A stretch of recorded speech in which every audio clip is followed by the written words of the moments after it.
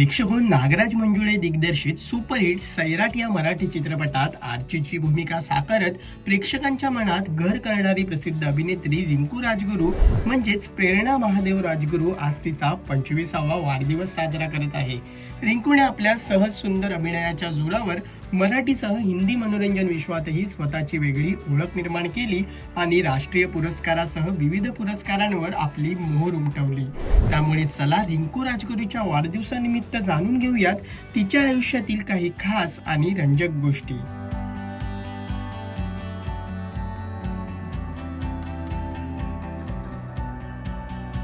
लहानपणी रिंकू राजगुरूचं स्वप्न नेमकं काय होतं?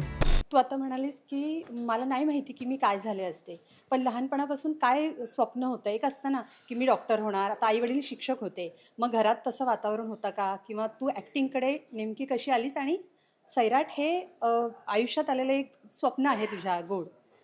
पण त्या व्यतिरिक्त जसा हा म्हणाला की आपण एक वेगळा पण रस्ता धरला असता तर काय धरला असता? कारण मागे मी एकदा पंकजा मुंडेंना हा प्रश्न विचारला होता की तुम्ही पॉलिटिक्समध्ये आला नसतात तर काय झालं? त्या म्हणाल्या होत्या की लेखिका झाले असते। तू वाचतेस असं मी तुझ्या काही इंटरव्ह्यूमधून बघितलं, तर तशा अंगानं तुझा काही विचार होता का की तुला त्या क्षेत्रात जायचं होतं किंवा आणि तू ॲक्टिंगमध्ये आलीस? मला सीनियर KG वगैरे म्हणतात तोपर्यंत मला कलेक्टर व्हायचं होतं। वा, मला कळायला लागलं की मला डॉक्टर व्हायचं होतं आणि मी 7वीतच होते तोपर्यंत मी फिल्ममध्ये काम केलं। पण कला डान्स करणं हे मला लहानपणापासून आवडायचं, पण ते आपल्याला 12वी किंवा ग्रॅज्युएट झाल्यानंतर कळतं ना की आपल्याला काय आवडते आणि आपल्याला काय करायचंय। सो मला वाटतं ते मला कळायच्या आतच सगळं घडून बसलं आणि जे होतं ते चांगल्यासाठीच होतं असं मी म्हणते।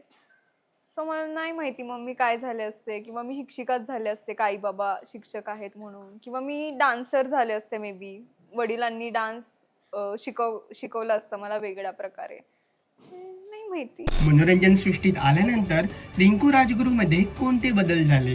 एक गोष्ट जर तुला सांगायची झाली की इयत्ता 7वी मध्ये असताना पहिला सिनेमा केलास तू, तेव्हापासून ते आत्तापर्यंतची रिंकूमध्ये झालेला एक मोठा बदल कोणता असेल? खूप होतात। मग त्यातल्या त्यात असा कोणता मोठा बदल की मुंबईमध्ये आता शिफ्ट झाल्यानंतर काही गोष्टी ऍडजस्ट करायला लागल्या आहेत? कामं करताना पण तुम्हाला सेटवरती ऍडजस्ट करावं लागतं। खूप ठिकाणी तुम्हाला वेगळ्या जागेत गेलं तर तुम्हाला तिथे रुळायला 4 दिवस जातात। ते सगळ्या कोणालाच चुकलं नाही, ते सगळीकडेच आहे।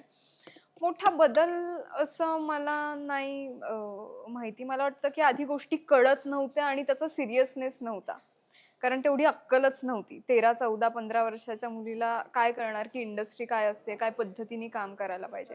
आता ती जबाबदारी कळते, मला वाटतं एवढंच काय ते असेल। सैराटचे शूटिंग सुरू असताना रिंकू राजगुरू शाळेत होती, तर तेव्हा तिच्या मनात नेमके काय विचार आले होते? शाळेला सुट्टी मिळणार, अभ्यास नाही करावा लागणार आपल्याला, आपण छान दिसणार, आपल्याला कोणीतरी हेअर मेकअप करतंय, छान कपडे घालायला मिळत आहेत, आणि गावातल्या सामान्य लोकांसाठी फिल्म करणं आणि आपण हिरोईन, बापरे आपण हिरोईनचं काम करतोय का, हे असं काहीतरी विचार असणंच खूप मोठी गोष्ट असते। म्हणजे आपण आपल्याकडे कोणी मोठा ऍक्टर आला तर आपण बघायला जाऊ, तेच जर तुम्हाला करायला मिळतंय। सिरियसनेस नव्हता, काहीतरी जबाबदारीचं काम करतोय किंवा काय सीन करतोय, फक्त मजा येत होती प्रोसेसमध्ये आणि आवडत होतं ते सगळं करायला। शाळेपेक्षा कधी बरं ना, असं होतं मला ते। प्रेक्षको, हा व्हिडिओ तुम्हाला कसा वाटला आणि रिंकू राजगुरूने साकारलेली तुमची आवडती भूमिका कोणती हे आम्हाला कमेंट करून नक्की कळवा। आणि मनोरंजन क्षेत्रातील महत्त्वाच्या घडामोडी जाणून घेण्यासाठी लोकमत फिल्मीला सबस्क्राईब करायला विसरू नका। पाहत रहा लोकमत फिल्मी।